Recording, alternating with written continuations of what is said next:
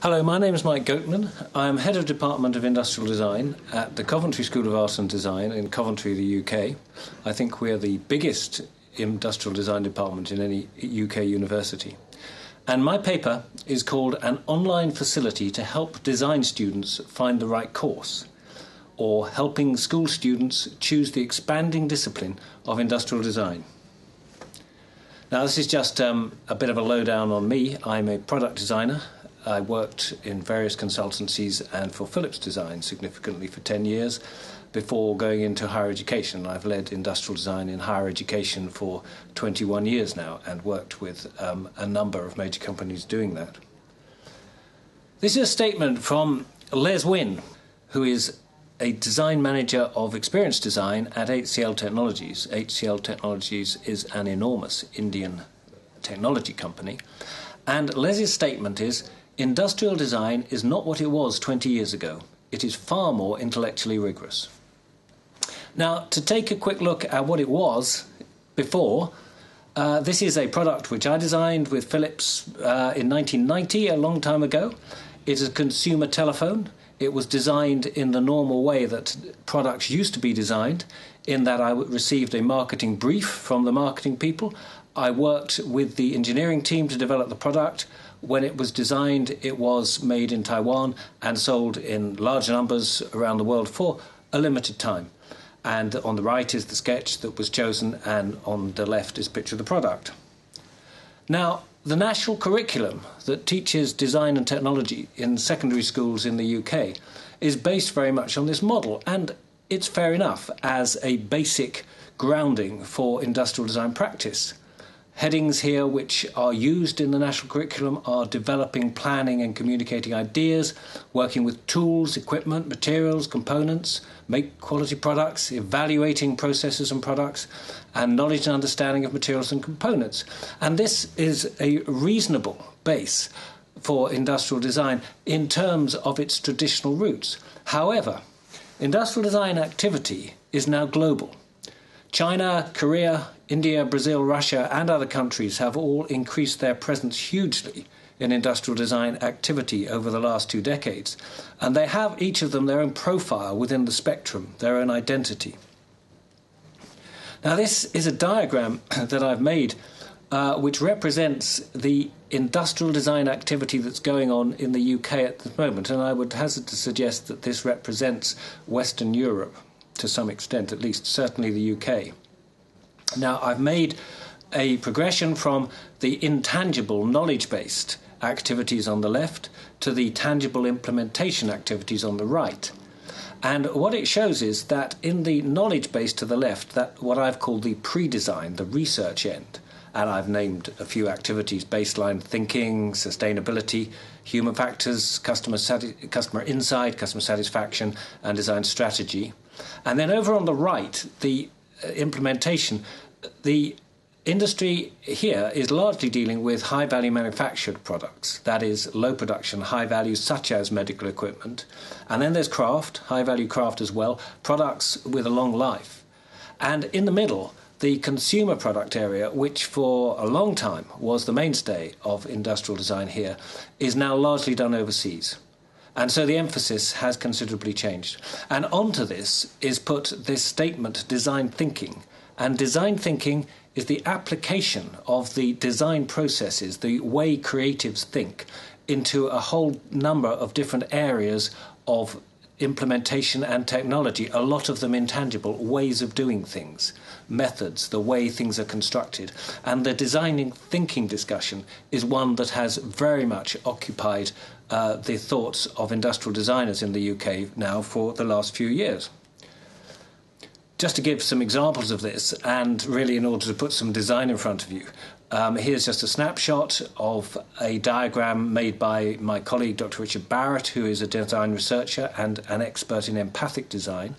And it's just a snapshot within a research exercise showing a way of considering customer satisfaction, a way of monitoring, measuring and plotting customer satisfaction as a pre-design exercise to form a brief for the creatives.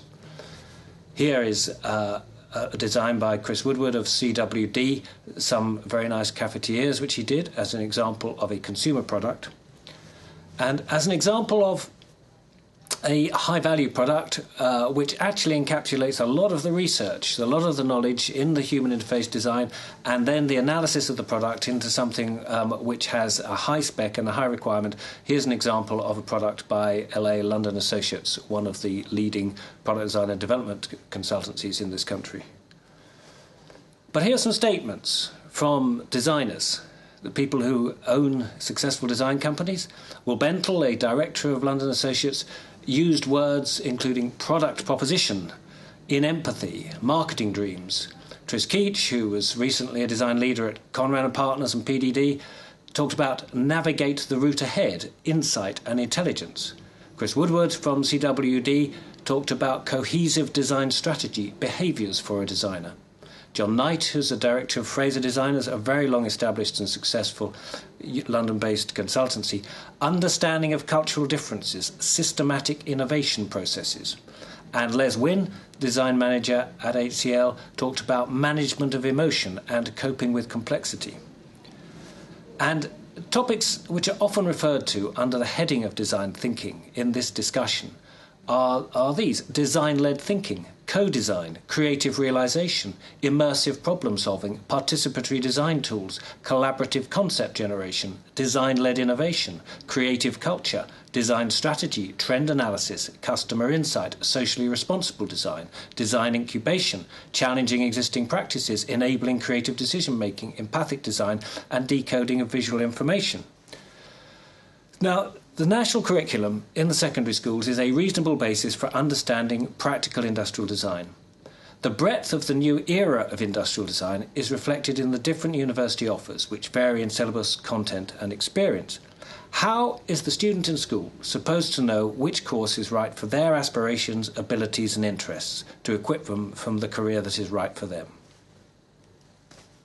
And this paper makes the proposal for an online guide for applicants who are interested in studying industrial design to understand the courses on offer and get an idea which one might suit them. And it proposes this tool as a three-stage application, the first step being an action by the candidate, the second being an action by the system, and the third being a system output to feed back to the candidate. Now, the first step is for the candidate to input the profile about themselves. And in order to do this, I have suggested the use of the very well-established and successful Myers-Briggs Personality Indicator, the MBTI, which is a preference examination of the person, very much used and successfully in personal development. And the MBTI is based on the work of Carl Jung, and Carl Jung suggested that our brains work on a right and left function, which function in different ways, and we personally apply whichever side of our brain to any particular challenge or problem which suits us. And the way of mapping this is that he has suggested 4 pairs, which are opposites by which we can get a measurement of how our brains would like to work. The first is extroversion to introversion, the second sensing to intuition, the third thinking to feeling, and the fourth judgment to perception. The candidate is asked to answer a set of questions, and from the answers to these, the system maps their personality type in terms of what interests them and how they wish to engage with learning and the world around them. And the MBTI, the Myers-Briggs Type Indicator, comes out with 16 types. That comes from having 4 comparisons with 8 positions. And each of them has a profile, and this is just an example of one, the ESFP profile, and it uses descriptive words regarding the personality, including outgoing, friendly, accepting, exuberant lovers of life, people, enjoy working with others, bring common sense and a realistic approach, flexible and spontaneous. And each of these profiles has a set of words like this to identify the person.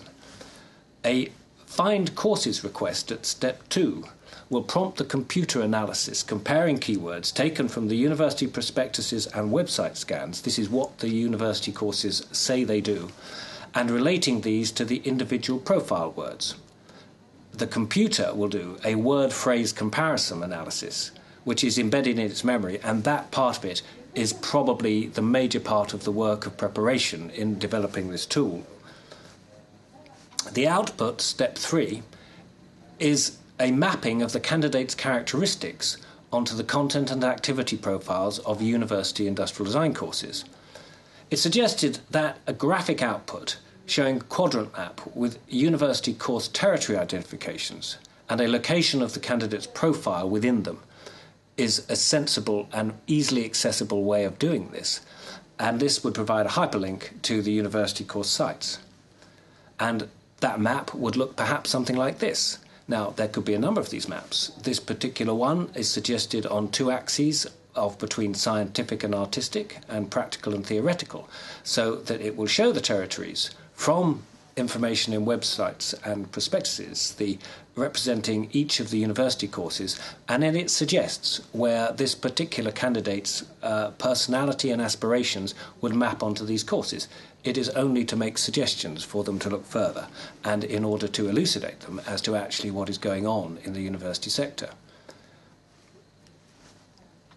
So this is intended not as a consequential diagnostic tool, but as an accessible indicator in the form of a website or an app achieving the following information: to explain to the candidate the breadth of the industrial design discipline, to give an indication of the study opportunities available, to suggest an indication of the candidate's aptitudes and interests in relation to courses offered, and indeed to fill a gap in the industrial design university entry process, which at present is actually done on a haphazard basis and is very inefficient.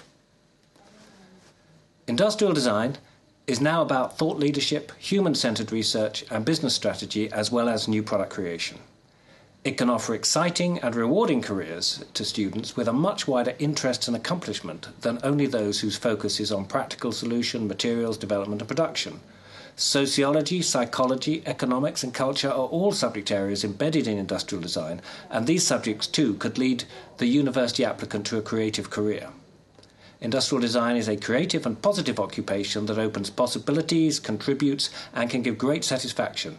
It needs to become recognised and accessed by applicants and their mentors for the breadth of discipline it now is, and the offers made in the different university courses. Thank you.